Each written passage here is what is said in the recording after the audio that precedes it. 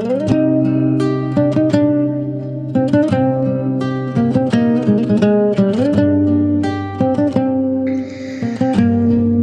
nə varlıyam, nə də ki kasıb, sadə yaşayan ürəyi təmiz insanam. Bütün gördüklərimi ağ kağıza yazıb, sakit dalğalanan dənizəm, sirli ünvanam. Mən dərdimi ağ varaqlara yazan insanam. Mən dərdimi ağ varaqlara yazan insanam. Mən nələr gördüm, nələr qoca dünyada. Kimisi süründü, kimisi pulla oldu uca dünyada. Mərdi qovub namərdi tutdular taca dünyada. Adam yerinə qoyulmayan gəlib deyir, şaham, sultanam. Mən dərdimi ağ varaqlara yazan insanam.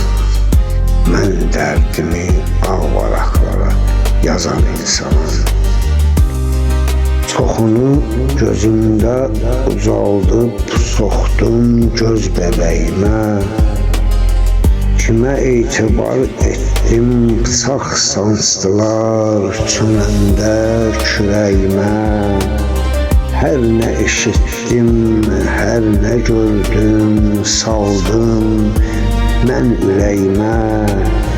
Sirlə dolu olan qapısı bağlı zindanam.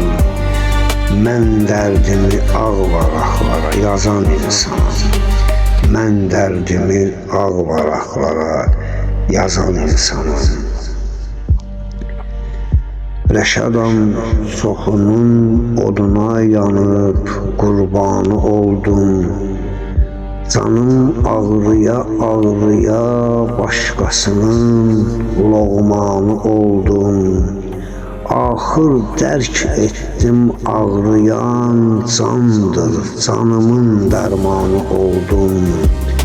Çünki öz dərdimi, ağrımı özüm sağaldan loğmanam. Mən dərdimi ağ varaqlara yazan insanam. Mən dərdimi ağ varaqlara yazan insanam.